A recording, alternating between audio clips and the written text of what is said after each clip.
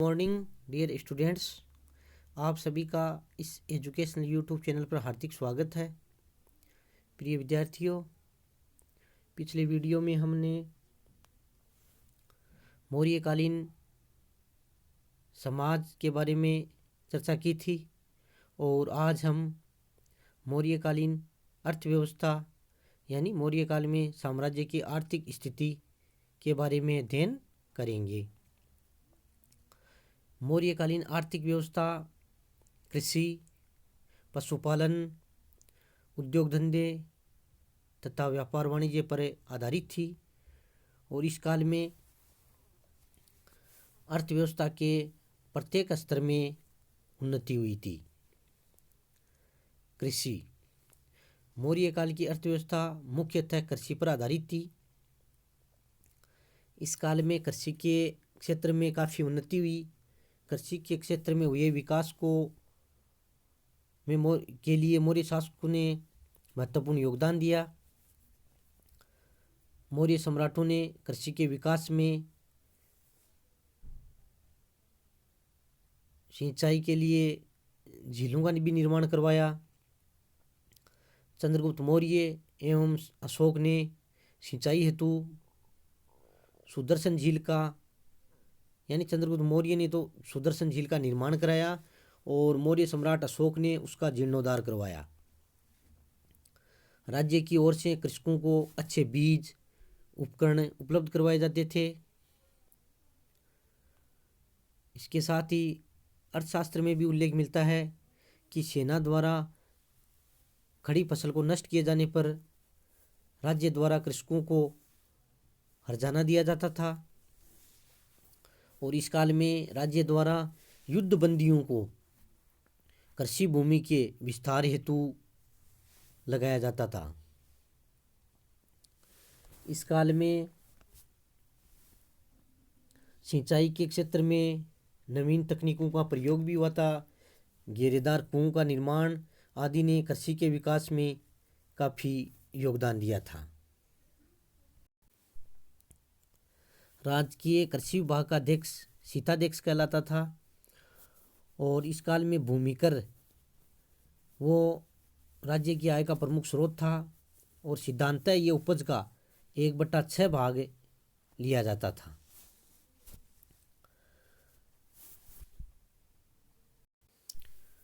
अर्थशास्त्र में ये भी उल्लेख मिलता है कि इस काल में दासों को कृषि कार्य में लगाया जाता था। ये एक महत्वपूर्ण सामाजिक परिवर्तन था। तो इस प्रकार मौर्य काल में कृषि की काफ़ी उन्नति हुई थी। पशुपालन, मौर्य शासकों ने पशुपालन के हित में भी महत्वपूर्ण कार्य किए। राज्य द्वारा सार्वजनिक चरागाहों का निर्माण करवाया गया था तथा इन चरागाहों के देखरेख हेतु विविधाध्यक्ष नामक अधिकारी की नियुक्ति भी की गई थी और मौर्य सम्राट अशोक ने भी पशुपालन के महत्व को समझते हुए पशु हत्या पर प्रतिबंध लगाने के प्रयास किए थे। इस प्रकार पशुओं का भी अर्थव्यवस्था में महत्वपूर्ण स्थान था। उद्योग धंधे, मौर्य काल में उद्योग धंधों का भी विकास हुआ था।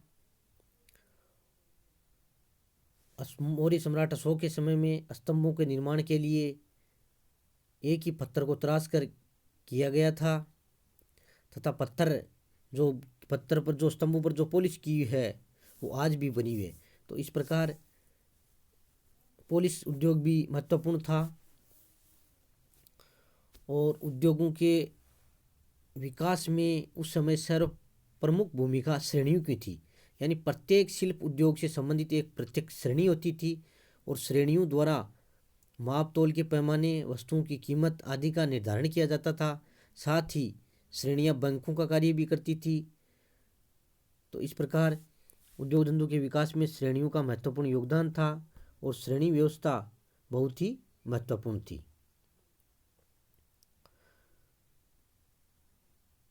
राज्य ने भी शिल्प उद्योग के विकास हेतु महत्वपूर्ण प्रयास किए थे। राज्य द्वारा विभिन्न श्रेणियों को सहायता भी प्रदान की गई थी और बौद्ध ग्रंथ महावस्तु उसमें 36 प्रकार के शिल्प उद्योगों का उल्लेख मिलता है, जिनमें लोहार, चर्मकार, बढ़ई, वस्त्रकार आदि का उल्लेख मिलता है।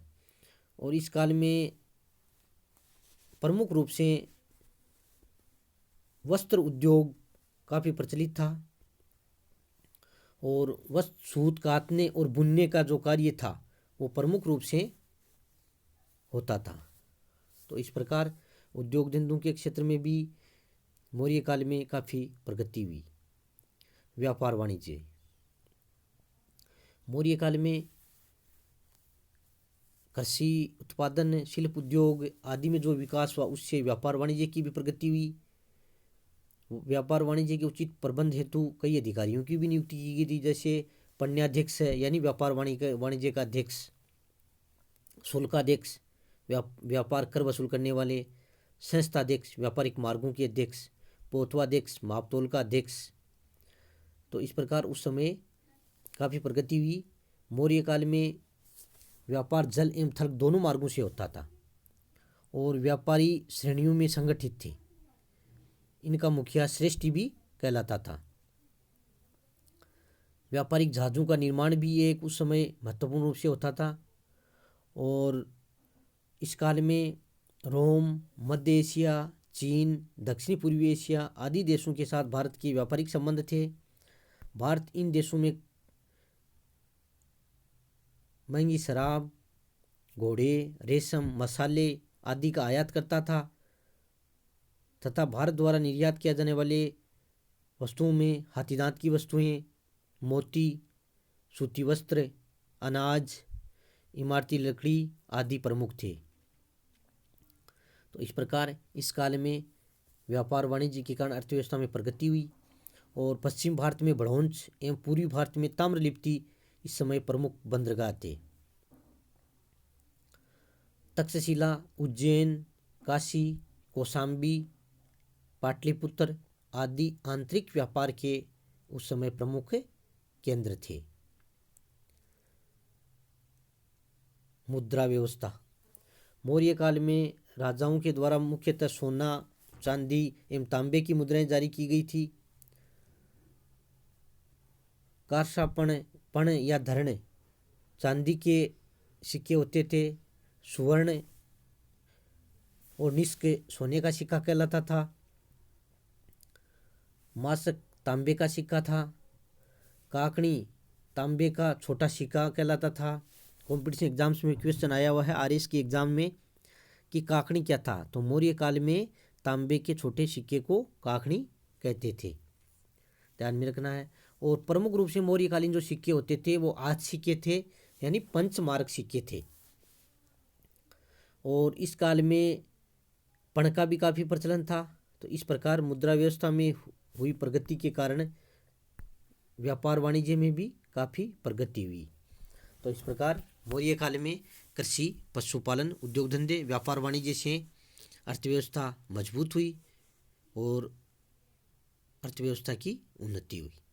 प्यारे विद्यार्थियों, इस वीडियो को सुनने के बाद में आपको होम असाइनमेंट के लिए जो क्वेश्चन दिए जा रहे हैं उनको अच्छी तरीके से हल करना है ताकि एग्ज़ाम्स में आपको काफ़ी फ़ायदा हो सके और आपके अच्छे नंबर प्राप्त हो सके। इन्हीं शुभकामनाओं के साथ बहुत बहुत धन्यवाद।